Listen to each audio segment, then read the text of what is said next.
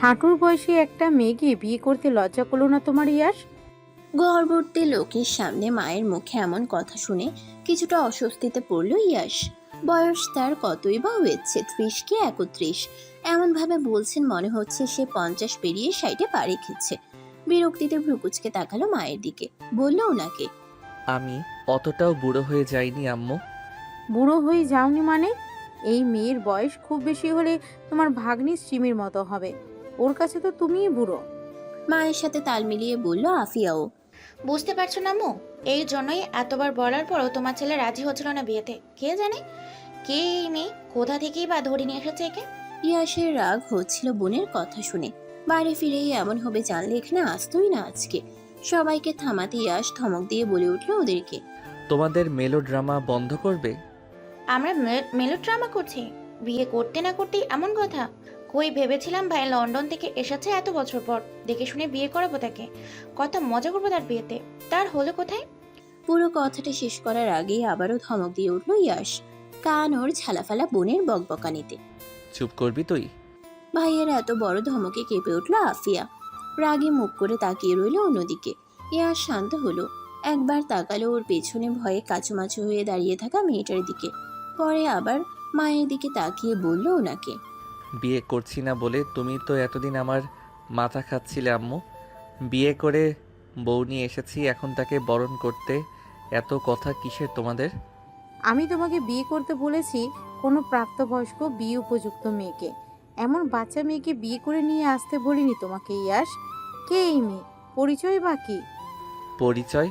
ও খন্দকার ইয়াস, রাইহানের wife, তোমার আর আব্বুর বৌমা, এই বাড়ির একমাত্র ছেলের বউ। আর কোনো পরিচয়ের দরকার আছে আম্মু? ছেলের উত্তরে হতভম্ব বলে বনে গেলেন সুফিয়া বেগম। যে ছেলে কখনোই ওনার মুখের উপরে কথা বলতো না, সে আজকে ঘর ভর্তি মানুষের সামনে এভাবে কথা বলছে ওনার সাথে। ছেলের মুখ পানে তাকিয়ে গম্ভীর কণ্ঠে বললেন সুফিয়া বেগম, ইয়াস, তুমি কবে থেকে আমার মুখে মুখে কথা বলতে শিখলে? বড় হয়ে গেছো বলে কি তোমাদের জীবনের সব সিদ্ধান্ত একা একাই নেবে? এত দূর জার্নি করে এসে এত কথা ভালো লাগছে না ইয়াসের। মাথাটা ঠান্ডা হওয়া চাই আপাতত। ইয়াস ওর পেছনে দাঁড়িয়ে থাকা মেয়েটার হাত ধরে সামনে নিয়ে এলো। চোখ দিয়ে ইশারা করতেই মেয়েটা পায়ে হাত দিয়ে সালাম করতে চাইলো ওর সামনে দাঁড়িয়ে থাকা সুফিয়া বেগমকে। মেয়েটা নিচু হতেই সরে গেলেন সুফিয়া বেগম। ইয়াসের ভালো লাগলো না বিষয়টা। মেয়েটির হাত ধরে নিয়ে গেল তাকে নিজের রুমে। ঘরের মানুষজন সবাই তাকিয়ে রইলেন ওদের যাওয়ার পানে। রুমে এসে কোনো দিকে না তাকিয়ে কাবার্ড থেকে জামা কাপড় বের করে ওয়াশরুমে চলে গেছে ইয়াস। প্রায় অনেক সময় পরে বেরিয়ে এসেছে সে। মাথাটা এখন ঠিক আছে। এত সময় কিসের মধ্যে দিয়ে গেছে কেবল ইয়াস নিজেই জানে। রুমে আসতেই বিছানায় গুটিসুটি মেরে বসে থাকা মেয়েটাকে চোখে পড়ল ওর। মেয়েটা প্রচন্ড রকমের ভয় পেয়েছে। ভয় পাওয়ারই কথা, বাচ্চা মেয়েটার সাথে চোখের সামনে এত কিছু হয়ে গেছে ভাবলেও খারাপ লাগছে ওর। হাতের টাওয়েলটা রেখে আস্তে আস্তে হেঁটে কাছে গেল মেয়েটার, বলল ওকে, নাম কি তোমার? পরনে থাকা শাড়ির আঁচল মুঠোয় নিয়ে মুচড়োমুচড়ি করছে মেয়েটা। মুখ তুলে তাকালো না ইয়াসের দিকে, নিচের দিকে তাকিয়েই বলল মিনমিনে কণ্ঠে, কাশফিয়া। আগে পিছে কিছু নেই, শুধুই কাশফিয়া? মেয়েটা মাথা নাড়ালো, যার উত্তর হ্যাঁ। তারপর আস্তে আস্তে বলল নিজের পুরো নাম। কাশফিয়া জাহামান, উপমা, সবাই কাশফিয়া নামেই ডাকে। বুড়ো কোচকে মেয়েটির দিকে তাকালো ইয়াস, গম্ভীর কণ্ঠে জিজ্ঞেস করলো ওকে, তোমার কি তোতলানোর অসুখ আছে মেয়ে? পটাপট মাথা দুলিয়ে না সূচক উত্তর দিল কাশফিয়া। হালকা হাসলো, ভালোভাবে পর্যবেক্ষণ করলো মেয়েটিকে। বয়স বেশি হলে 18-এর কাছাকাছি হবে। উজ্জ্বল শ্যামলা গায়ের রং, টানা টানা চোখ, লম্বা চুল, সঙ্গে সুন্দর হাসির অধিকারিণী মেয়েটি। ইয়াস মুগ্ধ হয়ে দেখছে মেয়েটিকে। এই মেয়েটা কোথায় লুকিয়েছিল এতদিন? কেন সে আগে ধরা দেয়নি ইয়াসের কাছে? পরক্ষণেই আবার মাথায় এলো সে পাগলের মতো কি ভাবছে এসব। এটা বাচ্চা, ইয়াসের সঙ্গে তার যায় না কোনোভাবেই। নিজেকে কিছুক্ষণ মনে মনে বকাঝকা দিয়ে বলল ইয়াস, উপমা নামটাই সুন্দর। তুমি যতদিন এখানে আছো আমি বরং তোমাকে উপমা নামেই ডাকবো। মুখ তুলে তাকালো কাশফিয়া। নজরে এলো ইয়াসের উদম চওড়া বক্ষদেশ। মুখের দিকে তাকাতেই কি যেন হলো ওর। মাথার ভিজের চুলগুলো এসে লেপ্টে আছে কপালে। ছুঁয়ে ছুঁয়ে পানি পড়ছে চুল থেকে। ফর্সা মুখশ্রীতে পানির ফোঁটা যেন মুক্তোর দানার ন্যায় চকচক করছে। এভাবে চোখের সামনে ইয়াশকে দেখে অস্বস্তি হলো কাশফিয়ার। লজ্জায় নুয়ে নিল নিজের মাথাটা। ইয়াশ ওর মুখের দিকে তাকিয়ে ভাবছে মেয়েটা কি লজ্জা পাচ্ছে তাকে দেখে। তবে এই অর্ধ পরিচিত মেয়েটার নামটা মনে ধরেছে ইয়াশের। শুনতে বেশ ভালো লাগে উপমা। কি যেন ভেবে অজান্তেই হাসি ফুটল ইয়াশের মুখে। উঠে গিয়ে একটা শপিং ব্যাগ নিয়ে ওর সামনে রেখে বলল, চেঞ্জ করো। মাথা তুলে ইয়াশের মুখ পানে তাকালো কাশফিয়া। লোকটার কথার মানে বুঝে উঠতে পারল না সে। চেঞ্জ করবে মানে? ওনার সামনে কিভাবে চেঞ্জ করবে? ইয়াশ লক্ষ্য করলো মেয়েটার চাহনি। নিজেরই কেমন বিভ্রান্তি লাগলো। কি বলে দিয়েছে খেয়াল করেনি তখন। গলা খাকারি দিয়ে বলল ইয়াশ, ওয়াশরুমে গিয়ে চেঞ্জ করতে বললাম, আমার সামনে দাঁড়িয়ে চেঞ্জ করতে বলিনি তোমাকে? এত অবাক হলে যে? অবাক হওয়ার মতোই তো বললেন আপনি। রুকুচকালো ইয়াশ।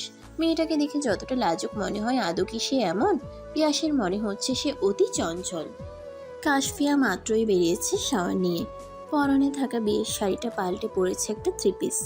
জামাটা পুরোপুরি ফিট হয়েছে ওর শরীরে। মাঝ পথে এসে গাড়ি থামিয়েছিল ইয়াশ। ফোন বের করে কাউকে কল দিয়েছিল তখন। কিছু সময় অপেক্ষা করতেই দুটো ছেলে মেয়ে এলো সেখানে। হাতে থাকা শপিং ব্যাগগুলো ধরিয়ে দিল ইয়াশকে। ড্রাইভিং সিটে বসে থাকা ইয়াশের পাশের সিটেই ছিল কাশফিয়া। ছেলে মেয়ে দুটো উৎফুল্ল হয়ে কথা বলতে চেয়েছিল তার সাথে, কিন্তু তাদের খুশিতে জল ঢেলে গাড়িটা স্টার্ট করে দিল ইয়াশ। গাড়ির জানালা দিয়ে কাশফিয়া তাকিয়েছিল পিছনে। দেখতে পেয়েছিল ছেলে মেয়ে দুটোর রাগান্বিত মুখশ্রী। রুমে কেউ নেই দেখে স্বস্তি পেল কাশফিয়া। এই বাড়িটা আর বাড়িতে থাকা প্রত্যেকটা মানুষ পুরোপুরি অচেনা তার কাছে। ইয়াশের সাথে পরিচয় কিছুক্ষণ আগে। ওই পরিচয়টা যে বিয়ে পর্যন্ত চলে যাবে ধারণাতেও ছিল না ওর। কি যেন ভেবে দীর্ঘশ্বাস ছাড়লো কাশফিয়া। বিছানায় রাখা ল্যাপটপটাতে হাত দিলেই কানে ভেসে আসলো কারো কর্কশ কণ্ঠ। হাত দিবে না ওটাতে? ভয়ে হাতটা সরিয়ে নিল কাশফিয়া। ভাবুক দৃষ্টিতে কিছুক্ষণ ইয়াশের দিকে তাকিয়ে প্রশ্ন করলো, কেন? এটাতে কি আছে? আপনা আপনি ভ্রুকুচকে এলো ইয়াশের। প্রয়োজনের তুলনায় অতিরিক্ত কথা কোনো কালেই পছন্দ নয় তার। এই মেয়ে কিনা কিছুক্ষণের পরিচয়ে কৈফিয়ত চাইছে তার থেকে। রেগে বলল ইয়াশ, নিজের মতো থাকো, আমার কোনো বিষয়ে ভুলেও নাক গলাবে না। বেশি কথা বললে যেখান থেকে নিয়ে এসেছি সেখানেই ছেড়ে আসবো। কাশফিয়া কথা বলল না আর, চুপচাপ দাঁড়িয়ে রইল ওখানেই। ইয়াশ দ্রুত এসে নিয়ে গেল নিজের ল্যাপটপটা। কাশফিয়া কেবল নীরব চোখে তাকিয়ে রইল ওর যাওয়ার দিকে। নিজেকে কেমন ফেলনা মনে হচ্ছে ওর। ফেলনাই তো, বাবা মা ছাড়া বড় হয়েছে সে। মামা যদিও নিজের সবটুকু দিয়ে আগলে রাখার চেষ্টা করেছেন সবসময়, কিন্তু মামি কখনো আপন করে নেননি তাকে। তাই তো জেনে শুনে সবসময় পড়াশোনা করতে চাওয়া 18 বছরের কাশফিয়াকে তুলে দিচ্ছিলেন এক 40 বয়সের লোকের কাছে। পৃথিবীতে আপন বলতে কাশফিয়ার এক ভাইয়ে আছে, নাম ওর কৌশিক, যে কিনা বাইরে থাকে। নিয়ম করে প্রতি মাসে টাকা পাঠাতো বোনের জন্য। সেজন্য মামিও উপরে উপরে ভালো মানুষই দেখাতেন সবসময়। কিন্তু 2-3 মাস হলো কোনো খোঁজ খবর নেই কৌশিকের। মামির আসল চেহারা বেরিয়ে আসতেও সময় লাগেনি খুব একটা। কানের কাছে বারবার বলছিলেন বিয়ে করে নিতে। কৌশিক নাকি মারা গেছে আর আসবে না দেশে। রাগ লাগছিল কাশফিয়ার। ভাই সম্পর্কে এমন কথা শুনেই মাথায় আগুন ধরে যাচ্ছিল ওর। মুখের ওপর যা তা বলেও দিয়েছে ওনাকে। ফলস্বরূপ মামি শক্তপোক্ত হাতের থাপ্পড় পড়েছে কাশফিয়ার গালে। বিছানায় বসে কথাগুলো ভাবছে কাশফিয়া। চোখ বেয়ে দুফোঁটা পানি গড়িয়ে পড়েছে ওর। অন্য হাতের সাহায্যে মুছে নিয়েছে চোখের সেই পানিটুকু। ইয়াশ দরজার সাথে হেলান দিয়ে দাঁড়িয়ে আছে। পলকহীন দৃষ্টিতে তাকিয়ে আছে কাশফিয়ার দিকে। মেয়েটা কান্না করছে। কোনোভাবে কি ইয়াশের কথায় রাগ করেছে সে? করলে করুক, ইয়াশের কি আসে যায় তাতে? বাড়ির গৃহকর্ত্রী নুরি বেগম এসেছেন ইয়াশের দরজার সামনে। ডাকতে এসেছিলেন খেতে যাওয়ার জন্যই। ইয়াশ ওনাকে দেখলেই ভালো মন্দ জিজ্ঞেস করলো। উনিও হেসে উত্তর দিলেন ওর কথার। চোখের ইশারায় কিছু বললেই মহিলা বুঝতে পেরে চলে গেলেন ওখান থেকে। ইয়াশ আস্তে আস্তে হেঁটে গিয়ে পাশে বসলো কাশফিয়ার। শান্ত কণ্ঠে বলল ওকে, এই মেয়ে, কাঁদছো কেন তুমি? আমি কি তোমাকে মারধর করেছি? একটা ধমকি তো দিয়েছি। নাক টেনে লাল লাল চোখ দুটো নিয়ে ইয়াশের মুখ পানে তাকালো কাশফিয়া। বলল ওকে, এমনভাবে বলছেন মনে হচ্ছে মারধর করলেই আপনি খুশি হতেন। ইয়াশের হয়তো পছন্দ হলো না মুখের উপর কথা বলাটা। ভ্রুজোড়া কুচকে তাকিয়েছে কাশফিয়ার দিকে। ধমকের স্বরে বলে উঠেছে ওকে, বাব্বা, তোমাকে দেখে তো মনে হয় না এত কথা জানো। শোনো উপমা, আমার সামনে মোটেও নিজেকে চালাক প্রমাণ করতে আসবে না। মুখ ফিরিয়ে নিল কাশফিয়া। সে তো বরাবরই এমন। 2 মিনিট কথা না বলে থাকলেই কেমন দম বন্ধ লাগে ওর। এই লোকটাই বা এমন কেন? বারবার ধমক দিয়ে কথা বন্ধ করতে চাইছে তার। হাতে খাবারের প্লেট নিয়ে ইয়াসের রুমে প্রবেশ করেছেন নুরি বেগম। ওনার হাত থেকে খাবারের প্লেটটা নিয়ে চলে যেতে বলল ইয়াস। ভদ্রমহিলা দাঁড়ালেন না এক মুহূর্ত, মাথা নাড়িয়ে চলে গেলেন ওখান থেকে। কাশফিয়ার চোখের সামনে খাবারের প্লেট ধরে বলল ইয়াস। খাবারটা খেয়ে নাও। খাবারের প্লেটের দিকে কিছুক্ষণ তাকিয়ে চোখ সরিয়ে নিল কাশফিয়া। অসহায়ের মতো বলল ইয়াসকে। আমার ভাইকে এনে দিন। আপনি না বললেন ভাইয়ার ঠিকানা আপনার জানা আছে? মুহূর্তেই চোখে মুখে অন্ধকার জমল ইয়াসের। বলেছিল তো ঠিকই, কিন্তু কোথা থেকে নিয়ে আসবে কৌশিককে? পরিস্থিতি সামলাতে আবারও বলে উঠল কাশফিয়াকে। তুমি কি খাবারটা খাবে? আমার খিদে নেই। খেলে খাও, নইলে বসে থাকো। কথাটা বলেই উঠে গেল ইয়াস। কাশফিয়া কেবল শূন্য চোখে তাকিয়ে রইল ওর যাওয়ার দিকে। মনে মনে বকাঝকা করলো ইয়াসকে।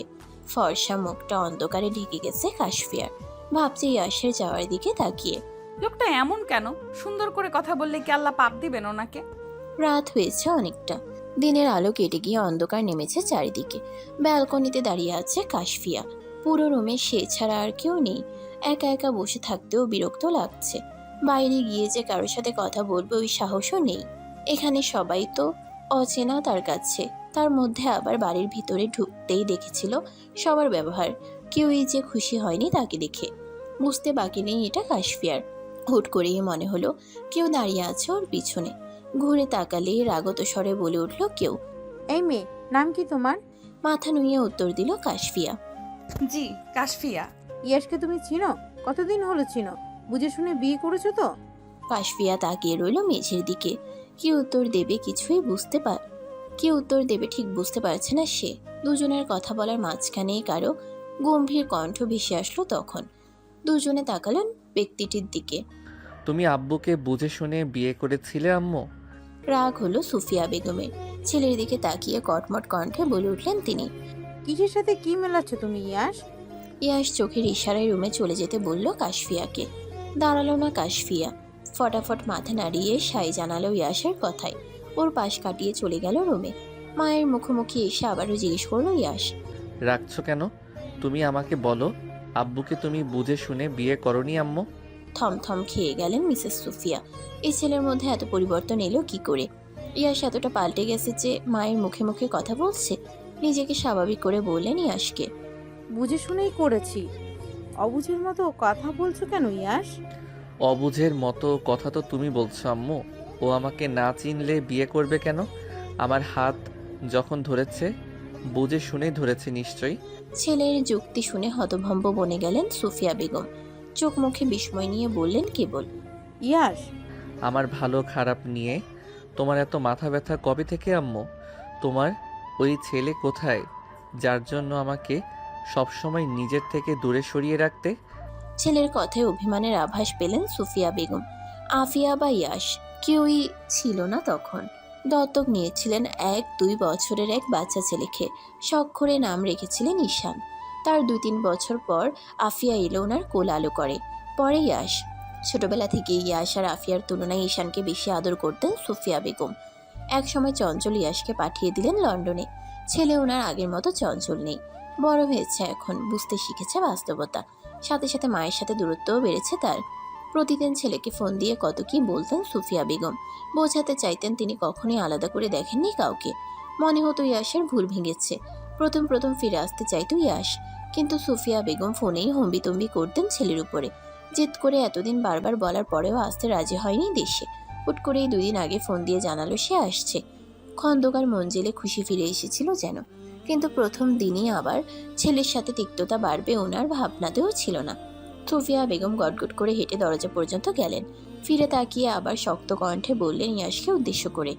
কিছু শাড়ি রেখে গেলাম, তোমার বউকে বলো শাড়ি পরার অভ্যাস করে নিতে। খন্দকার বাড়ির বউরা এসব 3 পিস পরে ঘুরে না। ইয়াস প্রকুচকে তাকিয়ে আছে মায়ের দিকে। কিছু বলল না অবশ্য। সুফিয়া বেগম আর ছেলের সাথে কথা বাড়াতে চাইলেন না, তাই চলে গেলেন ওখান থেকে। ছাদে সুন্দর করে বসার জায়গা আছে। এই সময়টাতে বাড়ির সবাই এসে আড্ডা দেয় এখানে। ইয়াস এতদিন মিস করেছে বাড়ির সবাইকে। ছাদের রেলিংয়ে হাত ঠেকিয়ে দাঁড়িয়ে আছে। আনমনে ভাবছে কি যেন। আচমকাই মনে হলো কেউ দাঁড়িয়ে আছে পিছনে। মাথা ঘুরিয়ে তাকাতেই দেখলো উজ্জ্বলকে। হাসলো ইয়াস। এই লোকটারই অপেক্ষায় ছিল এতক্ষণ ধরে। উজ্জ্বল হলো আফিয়ার হাজবেন্ড, আবার ইয়াসের চাচাতো ভাই। উজ্জ্বলের আব্বু আম্মু মারা গেছেন সেই কবেই। ও যখন ক্লাস 5-এ পড়ে তখন এক অ্যাক্সিডেন্টে মারা যান দুজনেই। কোলে পিঠে করে ওকে বড় করেছেন সুফিয়া বেগমই। ছেলেটা ভালো আর সুদর্শন, মেয়েকে তাই তুলে দিয়েছেন ওর হাতে। বয়সে উজ্জ্বল ইয়াসের থেকে অনেকটাই বড়, তবুও দুজনে যেন বন্ধুর মতো। উজ্জ্বল আলতো করে ধাক্কা দিল ইয়াসের কাঁধে, এক গাল হেসে বলল, কেমন আছো শালাবাবু? শুনলাম বউ নিয়ে এসেছো। উনিই কি সেই সৌভাগ্যবতী যার প্রেমে মজেছিলে তুমি? মুচকি হাসলো ইয়াস, তাকালো আকাশ পানে। কিছুক্ষণ ওভাবে থেকেই বলল উজ্জ্বলকে, তোমার ব্যবসা কেমন চলছে ভাইয়া? ভালোই। তা কোথা কাটালে বুঝি? কি জানতে চাইছো তুমি? বিয়েটা হলো কিভাবে? আগে থেকেই কি সব সেট করে রেখেছিলে? এই দিক দিয়ে কাজটা কিন্তু মির্জাফরের মতোই করলে।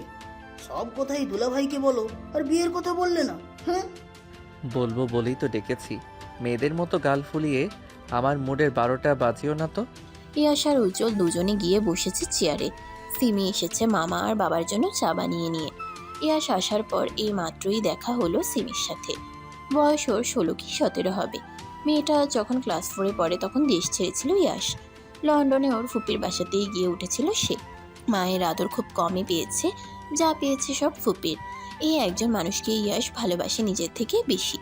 ওর ফুপির ছেলে মেয়ে নেই, তাই উনি ইয়াসকেও নিজের ছেলের মতোই আগলে রেখেছিলেন সেই ছোটবেলা থেকে। দেখতে দেখতে পেরিয়ে গেছে অনেকগুলো বছর। ছোট্ট সিমি এখন বড় হয়েছে। ইয়াসও এখন আর আগের মতো ছন্ন ছাড়া বাউন্ডুলে নেই। বাড়ির পরিবেশ, প্রতিটি মানুষের পরিবর্তন লক্ষ্য করেছে সেই। সময়ের সাথে সাথে সবকিছুই পরিবর্তন হয়েছে ইয়াস নিজেও। সিমি চলে যায় তার বাবা আর মামার সাথে কিছুক্ষণ কথা বলে। চায়ের কাপে চুমুক দিয়ে ইয়াস ভাবছে কাল সন্ধ্যার কথা। উজ্জ্বল ওদিকে চোখের চশমাটা ঠেলে অধীর আগ্রহে অপেক্ষা করছে ইয়াসের কথা শুনতে। উজ্জ্বলের এবার ধৈর্যের বাঁধ ভাঙছে। এই ছেলে এত সময় ধরে বলছে না কেন সবটা। উজ্জ্বল চায়ের কাপে চুমুক দিয়ে অধৈর্য কণ্ঠে বলল ইয়াসকে, কি হলো শালাবাবু? তাড়াতাড়ি বলো তোমার বিয়ের কাহিনী। বিরক্ত হলো ইয়াস, ভ্রুকুচকে তাকালো উজ্জ্বলের দিকে। উজ্জ্বল তেমন পাত্তা দিল না ইয়াসের রাগকে। তাকে আপাতত জানতে হবে কিভাবে কি হলো। ইয়াস ওর হাতে থাকা চায়ের কাপটা রেখেছে টেবিলে, ভাবছে কাল সন্ধ্যার ঘটনা। ফুল স্পিডে গাড়ি চালিয়ে বাড়ির দিকেই আসছিল ইয়াস। উদ্দেশ্য কেবল তার বাড়ির মানুষদের সাথে দেখা করা নয়, এসেছে অন্য কাজে। এই উসিলায় সবাইকে দেখে যাবে এই আর কি। এত বছর পর বাড়িতে আসছে শুনে সবাই নিশ্চয়ই খুশি হয়েছেন। তার আশাতে খুশি না হলেও অবাক হবে না। ছোটবেলা থেকে মায়ের আদর পায়নি বললেই চলে। মায়ের প্রতি এক আকাশ পরিমাণ অভিমানই আসে। বিদেশের মাটিতে পা রেখেছিল সে কবেই। বাড়ির সবার জন্য কষ্ট হতো ওর। কতবার চলে আসতে চেয়েছে দেশে। প্রতিদিন কল দিয়ে কান্নাকাটি করতো ফিরে আসবে বলে। কিন্তু মায়ের বড়সড় ধমকে চুপ করে যেত আবার। নিজেকে গুছিয়ে নিয়েছে ইয়াস, এখন আর সে আগের মতো নেই। অল্পতেই ভেঙে পড়ে না, কেমন গম্ভীর হয়ে গেছে এখন। কেউ ভালো কথা বললেও অকারণেই রাগ দেখায় তার উপরে। ইয়াস তো এমন ছিল না, পরিস্থিতি বাধ্য করেছে তাকে এত কঠোর হতে। এগুলো ভাবছে আর ড্রাইভ করছে ইয়াস। কোথা থেকে বিয়ের সাজে এক মেয়ে দৌড়ে এসেছে গাড়ির সামনে। অসাবধানতায় মেয়েটা পড়ে গেছে মাটিতে, হাতে আর পায়ে হয়তো ব্যথা পেয়েছে অনেকটাই। ইয়াস দ্রুত গাড়ির ব্রেক কষল। রাগান্বিত মুখশ্রী নিয়ে তাকালো মাটিতে পড়ে থাকা মেয়েটির দিকে। আর একটু জন্যই অ্যাক্সিডেন্ট হতে যাচ্ছিল, তারপর কি হতো? এই অ্যাক্সিডেন্টের জন্য লোকজন ইয়াসকেই দোষারোপ করতো নিশ্চয়ই। গাড়ি থেকে নেমে মেয়েটার সামনে গিয়ে দাঁড়ালো ইয়াস। চোখ মুখ শক্ত করে বলল, ওকে। এই মেয়ে, চোখ কি বাসার আলমারিতে রেখে এসেছো? এখনই তো একটা অঘটন ঘটে যেত। মেয়েটা ছলছল চোখে তাকালো ইয়াসের দিকে। ইয়াসও তখন লক্ষ্য করলো ওকে কান্নার কারণে চোখ দুটো ফুলে আছে মেয়েটার। চোখের কাজল লেপটে গেছে ওর। লাল শাড়িতে বসে থাকা মেয়েটার দিকে চোখ আটকে গেছে ইয়াসের। নিঃসন্দেহে মেয়েটাকে সুন্দরী বলা যায়। ইয়াসের দেখা সব থেকে সুন্দরী রমণী বললেও ভুল হবে না খুব একটা। ইয়াসের কেন মনে হচ্ছে আগেও দেখেছে মেয়েটাকে। নিজের ভাবনায় নিজেই বিরক্ত হলো ইয়াস। চলে যেতে নিলেই দুহাত দিয়ে ইয়াসের পা আঁকড়ে ধরলো মেয়েটা। ক্রন্দনরত অবস্থাতেই বলল ইয়াসকে, আমাকে বাঁচান প্লিজ, ওরা আমাকে মেরে ফেলবে। হতবাক হয়ে ওর দিকে দৃষ্টি ফেললো ইয়াস। কি বলছে মেয়েটা? কে মারবে ওকে? নিজেকে স্বাভাবিক করে হাত ধরে মাটি থেকে তুললো মেয়েটাকে। চোখ মুখ শুকিয়ে আছে মেয়েটার, দেখে মনে হচ্ছে সারাদিনে খায়নি কিছুই। ইয়াসের কেমন মায়া হলো এই অপরিচিতার জন্য। পাশের দোকানটার সামনে রাখা বেঞ্চে নিয়ে বসালো ওকে। বলল শান্ত কণ্ঠে, কিছু খাবে? উপর নিচ মাথা নাড়িয়ে বলল মেয়েটা, পানি খাবো, আমাকে একটু পানি দিন প্লিজ। দোকানে বসে থাকা বৃদ্ধ লোকটা কেমন মায়া ভরা চোখে তাকিয়ে আছেন মেয়েটার দিকে। কিছু হয়তো ভাবছেন মনে মনে। খারাপ লাগলো ওনার। ইয়াশ উঠে যাওয়ার আগেই গ্লাসে করে পানি নিয়ে এলেন ওর সামনে। বললেন চিন্তিত কণ্ঠে, কি হয়েছে মামনি তোমার? কাশফিয়া হয়তো চেনে লোকটাকে। কিছু না বলে কান্না করে দিয়েছে ও। ইয়াশ বারবার বুঝিয়ে বলছে ওকে কি হয়েছে বলতে, কিন্তু কোনো পরিবর্তন দেখা যাচ্ছে না কাশফিয়ার মধ্যে। আগের মতোই কান্না করে যাচ্ছে সে। ইয়াশের হয়তো ভালো লাগলো না বিষয়টা। ধমকের স্বরে বলল কাশফিয়াকে। এই মেয়ে, কান্না থামিয়ে কেন আটকেছো বলবে আমাকে? কাশফিয়া তাকালো পাশে বসে থাকা লোকটির দিকে। মানুষটাকে পুরোপুরি অচেনা লাগছে ওর। আগে কোথাও দেখেছে বলেও মনে হয় না। কাকে না কাকে হাতে পায়ে ধরে আটকেছে ভাবলেই কেমন অস্বস্তি হচ্ছে ওর। ইয়াশ বিরক্ত হলো এবার। উঠে চলে গেল ওখান থেকে। গাড়িতে উঠে স্টিয়ারিংয়ে হাত রেখেছে, তখনই ফোন বেজে উঠেছে ওর। কিছু সময় দাঁড়িয়ে কথা বলার পরপরই স্টার্ট দিল গাড়িটা। কিছু দূর যেতে গাড়ির সাইড মিররে দেখতে পেল ইয়াশ কিছুক্ষণ আগে দেখা হওয়া সে মেয়েটাকে কেউ একজন টেনে হিঁচড়ে নিয়ে যাচ্ছে। চায়ের দোকানে কান্নাকাটি করছেন। প্রাণপণে চেষ্টা করছেন ওদের থেকে মেয়েটাকে বাঁচাতে। দ্বিতীয়বার গাড়ির ব্রেক কষল ইয়াশ। দ্রুত নেমে গিয়ে সামনে দাঁড়ালো ওদের। দোকানে তখন পায়ে পড়ে বললেন ইয়াশকে, মেয়েটাকে বাঁচাও বাবা, ওর কেউ নেই, ওরা মেরে ফেলবে ওকে। পা সরিয়ে নিল ইয়াশ। হাত ধরে ভদ্রলোককে তুলে বলল সে। করছেন কি চাচা, উঠুন। উনি আগের মতোই কান্না করছেন। হাত দুটো জোর করে বলছেন ইয়াশকে। মেয়েটাকে বাঁচাও বাবা। ইয়াশকে দেখেই ছেলে দুটো থেমে গেছে। ওদের পাশেই এক 40-50 বয়সের লোক দাঁড়িয়ে। কপাল কুঁচকে তিনি তাকিয়ে আছেন ইয়াশের মুখ পানে। দেখিয়ে বোঝা যাচ্ছে যে খুশি হননি খুব একটা। ইয়াশ বাঁকা হেসে বলল লোকটাকে, সামনেই কিন্তু পুলিশ স্টেশন। তো কি হয়েছে, তুমি ভয় দেখাচ্ছ আমাকে? যাকে নিয়ে টানাটানি করছেন সে আমার পার্সোনাল প্রপার্টি, জানেন এটা? লোকটা একবার কাশফিয়ার দিকে তাকিয়ে আরেকবার তাকালো ইয়াশের দিকে। ইয়াশের বলা কথাটা পছন্দ হয়নি, তা ওনার চোখ মুখ দেখলেই বোঝা যাচ্ছে। কটমট করে বলে উঠলেন ইয়াশকে, বাদরামো করার জায়গা পাও না। সম্পর্কে ও তোমার হবু মামি হয় ইয়াস। আপনি আমার কোন জন্মের মামা লাগেন? তোমার আম্মু আমার বোন। পুরো কথাটা শেষ হওয়ার আগেই ইয়াশ রক্তচক্ষু নিয়ে তাকালো ওনার দিকে। ইয়াশের এমন চাহনিতে হয়তো ভয় পেল লোকটা।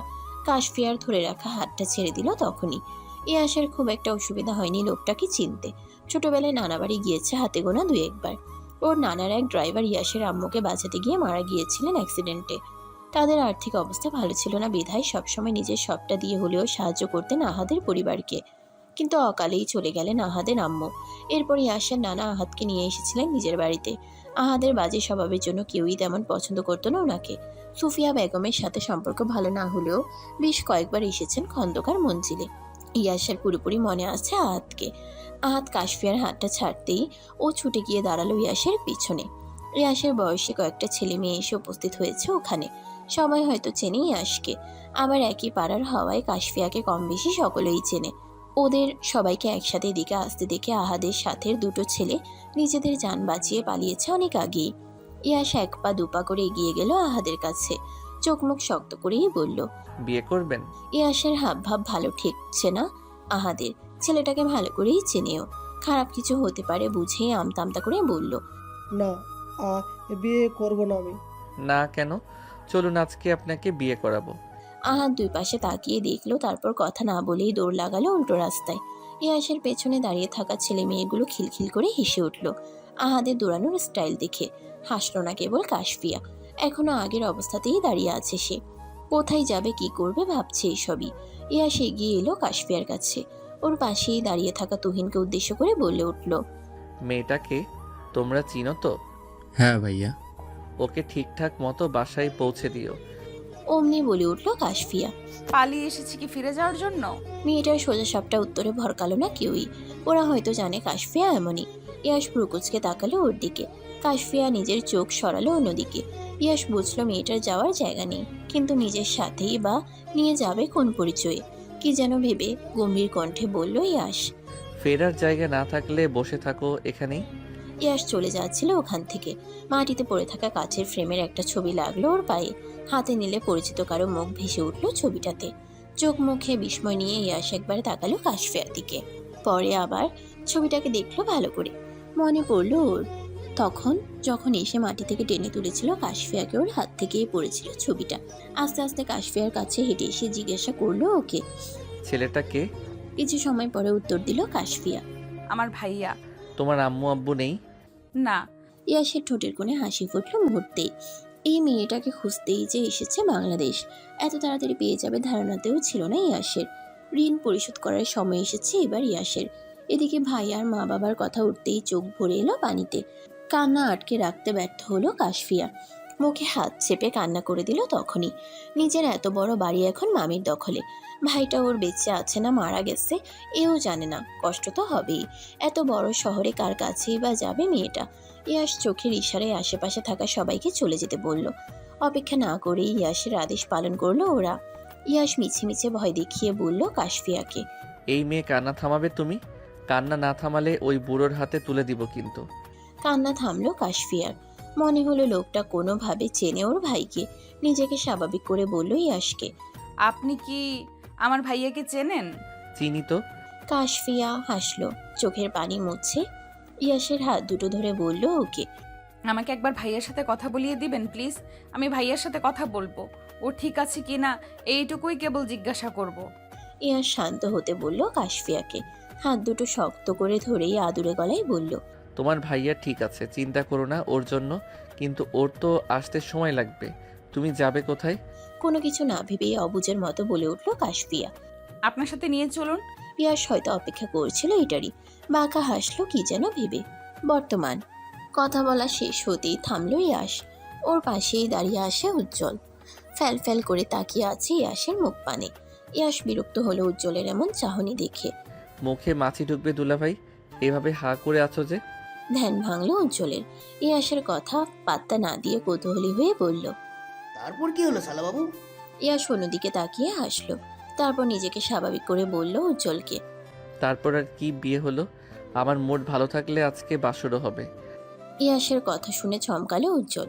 গম্ভীর ইয়াস কিনা রসিকতা করছে আজ? সব কি তাহলে বিয়ে নামক ওষুধেরই কাজ? যে ওষুধ গম্ভীর বদমেজাজি ইয়াসকে রোমান্টিক বানিয়ে তুলেছে। ইয়াস রুমে আসছিল, তখন ধাক্কা লাগলো কারোর সাথে। সামনের মেয়েটা ভাবলো ইয়াস ধরে নেবে ওকে, কিন্তু ইয়াস দাঁড়িয়ে আছে সে আগের মতোই। মেয়েটা ধপ করে পড়ে গেল মেঝেতে। কোমরে হাত দিয়ে ইয়াসের মুখ পানে তাকিয়ে বলল সে, এটা কি হলো ইয়াস? আমার সামনে দপ করে এক আলুর বস্তা পড়লো। কি? আমি আলুর বস্তা? তাছাড়া কি? কথাগুলো ফোনের স্ক্রিনের দিকে দৃষ্টি রেখেই বলেছে ইয়াস। কথা বলা শেষে চলে যাচ্ছিল নিজের রুমে। মেঝেতে বসে থাকা রোহি উঠে দাঁড়িয়ে ডেকে বলল ইয়াসকে, আমি কি দেখতে এতটা খারাপ ইয়াস? আমার দিকে তাকালে কি পাপ হতো তোমার? ইয়াসের পা ছোড়া থেমে গেল। এগিয়ে এলো রোহির কাছে। রোহির প্রশ্নের উত্তরে বলল সে, তুমি কি জানো আমি বিবাহিত? আমার সুন্দরী বউ থাকতে তোমার দিকে তাকাবো কেন? রোহি পিছিয়ে গেল কয়েক পা। এটা শোনার জন্য প্রস্তুত ছিল না সে। কি বলল ইয়াস? সে বিবাহিত? ইয়াস কি মজা করছে রোহির সাথে? কৌতূহল দমাতে না পেরে রোহি জিজ্ঞেস করলো ইয়াসকে, তুমি কি মজা করছো আমার সঙ্গে? সিরিয়াস বিষয় নিয়ে আমি ঠাট্টা মজা করি না রোহি, এটা তুমি ভালো করেই জানো। ইয়াস চলে গেল নিজের রুমে। রোহি নীরব দৃষ্টিতে তাকিয়ে রইল ওর যাওয়ার পানে। রোহির ভিতরটা শুকিয়ে এলো। মাথাটা কেমন ভনভন করছে ওর। ইয়াস কি সত্যিই বলছে এসব? হোস্টেল থেকে বাড়িতে আসলো কিছুক্ষণ আগেই। সিমিকে বারবার কল দিয়ে জিজ্ঞেস করছিল ইয়াস এসেছে কিনা। উত্তর পাওয়ার সাথে সাথে রোহি চলে এসেছে এখানে। এমন কিছু শুনতে হবে জানলে সে আসতো না কোনোভাবেই। সিমি এসে দাঁড়িয়েছে রোহির পাশে, বলছে ওকে।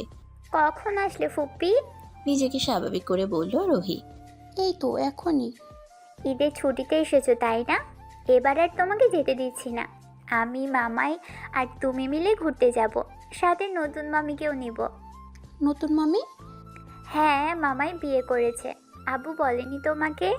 রোহির মুখটা অন্ধকারে ঢেকে গেল মুহূর্তেই। কেন যেন রাগ হলো ওর। ধমক দিয়ে বলে উঠল সিমিকে, এত কিসের কথা সিমি? পড়তে যা, তোর না পরীক্ষার সামনে?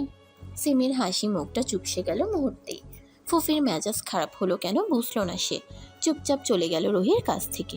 বিকেলে অনেক আত্মীয়রা এসেছেন ইয়াসকে দেখতে। এসে যখন শুনলেন ইয়াস বিয়ে করে বাড়িতে বউ নিয়ে এসেছে, কত রকমের কথা বললেন এক একজন। কেউ কেউ আবার বলছিলেন বিদেশি হয়তো বিয়ে করে নিয়েছিল এই মেয়েকে, তাই সে এত করে বলার পরেও আসেনি এতদিন। সুফিয়া বেগমের মুখের দিকে তাকানো যাচ্ছিল না তখন। সিমিকে পাঠিয়েছেন কাশফিয়াকে নিয়ে আসতে। সবাই দেখতে চাইছিল ওকে। মাথায় ওড়না টেনে রুম ভর্তি মানুষের সামনে এসে দাঁড়িয়েছে কাশফিয়া। পরনে শাড়ির বদলে ত্রিপিস দেখিয়ে মেজাজ খারাপ হয়ে গেছে সুফিয়া বেগমের। তিনি কিছু বলবেন তার আগেই পাশের বাড়ির এক ভদ্রমহিলা বলে উঠেছেন, বাড়ির বইয়ের এমন সাজ কেন সুফিয়া? তোমাদের বাড়ির বউয়েরা তো এভাবে থাকে না। তাছাড়া এই মেয়ের বয়স তো আমাদের এই সিমির মতোই হবে। যাই বলো, ইয়াসের পাশে ওকে ওই মেয়েকে মানায় না। কাশফিয়ার কানে গেল কিছু কথা। অস্বস্তি হচ্ছে ওর এসব শুনে। মাথাটা নুয়ে নিয়েছে তখনই। সুফিয়া বেগম উঠে এলেন কাশফিয়ার কাছে। আস্তে আস্তে বললেন ওকে। এই মেয়ে, শাড়ি পরতে বলেছি না তোমাকে? এসব কি পরেছ? আমার গুণধর ছেলে কি তোমাকে শিখিয়ে দিয়েছে মা যা বলবে তার উল্টোটা করবে? মেঝের দিকে তাকিয়েই জবাব দিল কাশফিয়া। আসলে আমার শাড়ি পরার অভ্যেস নেই। বড়লোক ছেলে পটানোর ভালোই অভ্যেস আছে, তাই না?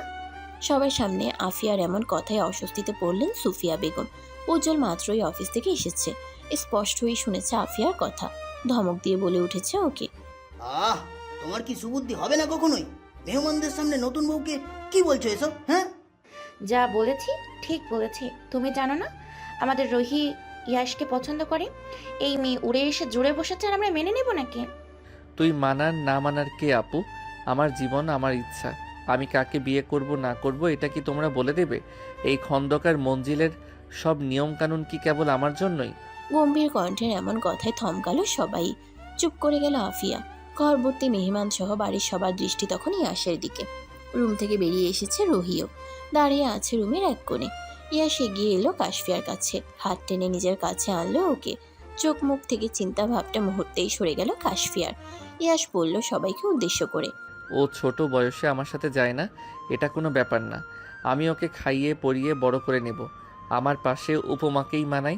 আই রিপিট, উপমাকেই মানাই। আমাদের ভবিষ্যৎ নিয়ে আপনাদেরকে ভাবনা চিন্তা করার দায়িত্ব দেইনি আমি। সবার মুখগুলো চুপসে গেল মুহূর্তেই। লজ্জায় মাথা নিচু করে ফেললেন নিজেদের। ইয়াস ওরা আম্মুর দিকে তাকিয়ে বলল, আমি এই বাড়ি থেকে চলে যাচ্ছি। তড়িঘড়ি করে ছেলের সামনে গিয়ে দাঁড়ালেন সুফিয়া বেগম। স্বামীও ওনার বাসায় নিয়ে এই সময়টাতে। চিন্তিত কণ্ঠে বললেন ছেলেকে। চলে যাবে মানে? কোথায় যাবে তুমি? থাকার জায়গার অভাব হবে না আম্মু। যেখানে আমার ওয়াইফের সম্মান নেই সেখানে আমি এক মুহূর্তও থাকবো না। আফিয়া ছলছল চোখে তাকিয়ে আছে ভাইয়ের দিকে। কি বা বলেছে সে? ইয়াসের কাছে বোনের চেয়ে বাইরের একটা মেয়ে এত গুরুত্বপূর্ণ হয়ে উঠল। আফিয়া কাছে এলো ভাইয়ের, বলল ওকে। বাইরের একটা মেয়ের জন্য আমার সাথে তুই এইভাবে কথা বলছিস ইয়াশ? এই মেয়ে তোর সব হলো? আমরা বুঝি কেউ নেই? ও আমার হাত ধরে আমাকে বিশ্বাস করে এই বাড়িতে এসেছে আপু। আমি কিভাবে ওর অপমান সহ্য করি?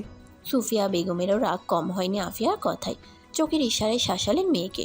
ক্ষমা চাইতে বললেন ইয়াসের কাছে। আফিয়া ভাইয়াকে বড্ড ভালোবাসে। চাইছে না কোনোভাবেই বাড়ি ছাড়া হোক সে।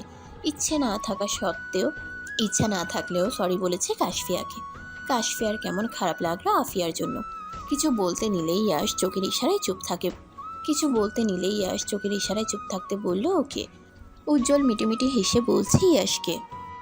এই না হলো আমার সালা বাবু, বউকে এইভাবেই ভালোবাসতে হয়, বুঝলে? ইয়াস কথা বলল না, চুপচাপ দাঁড়িয়ে রইল ওখানেই। চোখে মুখেও রাগ স্পষ্ট। সুফিয়া বেগম জানেন ছেলের রাগ সম্পর্কে। হাতে পায়ে ধরে বুঝালেন ওকে। ইয়াসও মানল মায়ের কথা। কাশফিয়ার হাত ধরে নিয়ে গেল ওকে রুমে। পুরোটা সময় রোহি এক ধ্যানে তাকিয়ে আছে কাশফিয়ার দিকে। মেয়েটার কি ভাগ্য, সে প্রতিনিয়ত যে মানুষটাকে চাইল, এই মেয়েটা কষ্ট ছাড়াই তাকে পেয়ে গেল। কি আছে এই মেয়েটার মধ্যে? কিছু তো একটা আছেই, নইলে ইয়াসের মতো গম্ভীর বদ মেজাজি একটা মানুষ তার প্রেমে মজে। কিভাবে সবার থেকে সুন্দর করে প্রোটেক্ট করলো মেয়েটাকে। রোহির যে হিংসা হচ্ছে কাশফিয়ার ভাগ্যের উপর। এই ভাগ্যটা ওর হলো না কেন? চোখ গড়িয়ে দুফোঁটা পানি পড়লো রোহির। কাউকে তা বুঝতে না দিয়ে চলে গেল রুমে। সময় গড়িয়েছে 2-3 দিন। বাড়িতে কত আয়োজন চলছে ঈদের। হ্যাঁ, কালকেই ঈদুল আজহা। মামাকে ছেড়ে এই বাড়িতে কাশফিয়ার প্রথম ঈদ। ভাইয়ের সাথে কথা হয় না ওর অনেকদিন। ইয়াসের হাত ধরে এই বাড়িতে আসার কারণটাই যে নিজের ভাইকে খুঁজে পাওয়া। যত দ্রুত সম্ভব কাশফিয়াকে যোগাযোগ করতে হবে ওর ভাইয়ার সাথে, নইলে যে কোনোভাবেই শান্তি পাচ্ছে না মনে। কত কি ভাবতে ভাবতে ঘুমিয়ে পড়েছে, কখন নিজেও জানে না কাশফিয়া। ইয়াস আস্তে আস্তে হেঁটে রুমে এসেছে ওর। পরক্ষণেই আবার নিজেকে বকাঝকা দিয়ে মনে মনে ভাবছে নিজের রুমে এমন চোরের মতো ঢুকলো কেন। সে নিজের ভাবনায় নিজেই বিরক্ত হলো ইয়াস।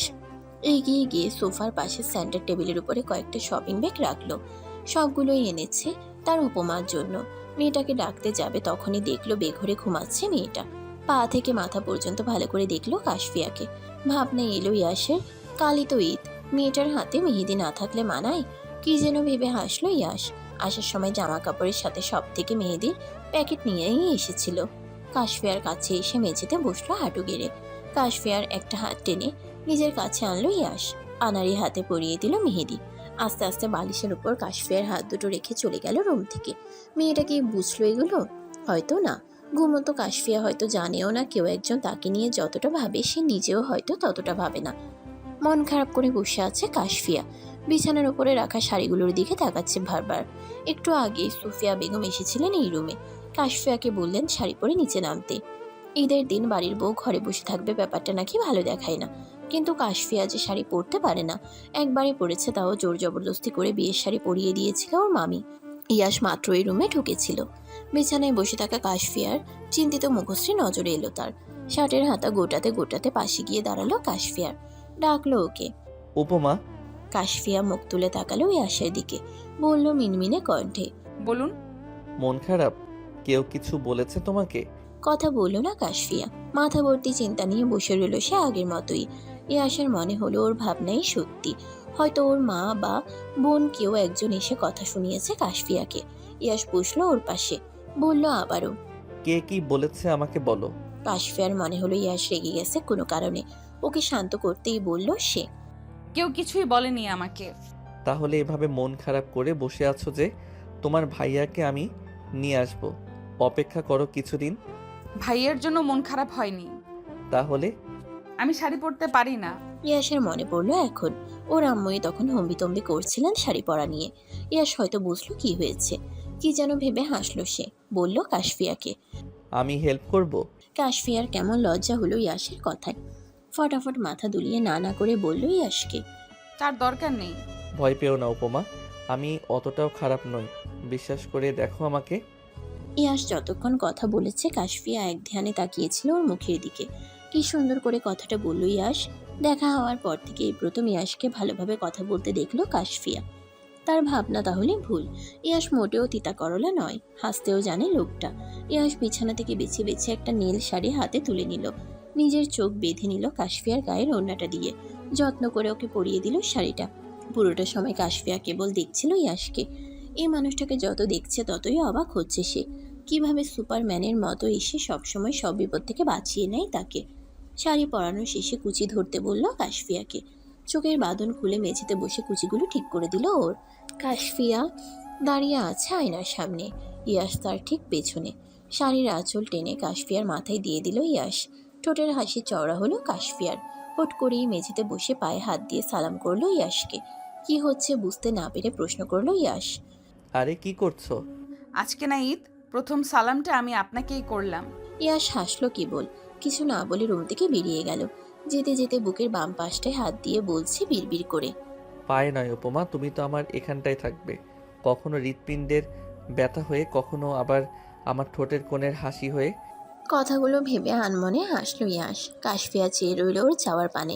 লোকটা দেখতে মন্দ না, ঠিক যেন সিনেমার হিরোদের মতো। কত সুন্দর করে উপমা নামে ডাকে তাকে। কাশফিয়াকে প্রেমে পড়লো ইদিত করলার। নিজের ভাবনায় নিজেই হাসলো কাশফিয়া। ইয়াশ যাওয়ার পরপরই কাশফিয়া ওয়াশরুমে গিয়েছিল। বেরিয়ে এসে বিছানার উপরে রাখা শিফট কার্ড, টাকা আর শাড়ি পেল সে। এগুলো কার বুঝতে পারছে না কাশফিয়া। জিনিসগুলো নেড়েচেড়ে দেখলো কিছুক্ষণ, বের করে আওড়ালো, এগুলো কি আমার? রুমে কি তুমি ছাড়া আর কোনো মেয়ে আছে? ভোরকে তাকালো কাশফিয়া। এত আস্তে করে বলল, লোকটা শুনে নিল কি করে? আমতামতা করে বলল ইয়াশকে, না, কিন্তু আমার জন্য এসব কেন? তুমি আমাকে এত সুন্দর করে সালাম করলে, সালামি না দিলে বিষয়টা কেমন দেখায় না? তুমি তো পরে আমাকে কিপটে ভাবতে পারো।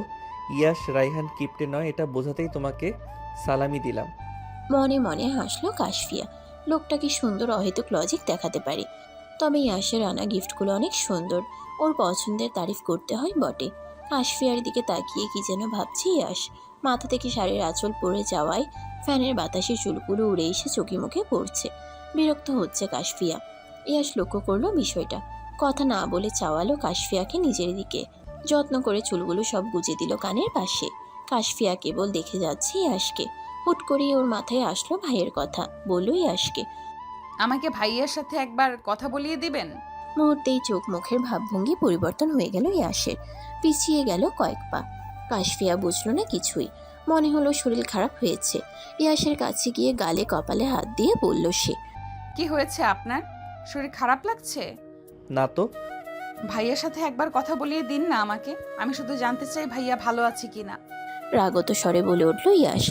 প্রিয় দর্শক বৃন্দ, ভিডিওটি দেখার জন্য অনেক অনেক ধন্যবাদ। আমাদের এই ভিডিওটিতে একটি লাইক দিলে আর আমাদের এই ছোট্ট চ্যানেলটিকে সাবস্ক্রাইব করে আমাদেরকে সাপোর্ট করলে আমরা নতুন নতুন ভিডিও আপলোড করার অনুপ্রেরণা পাবো।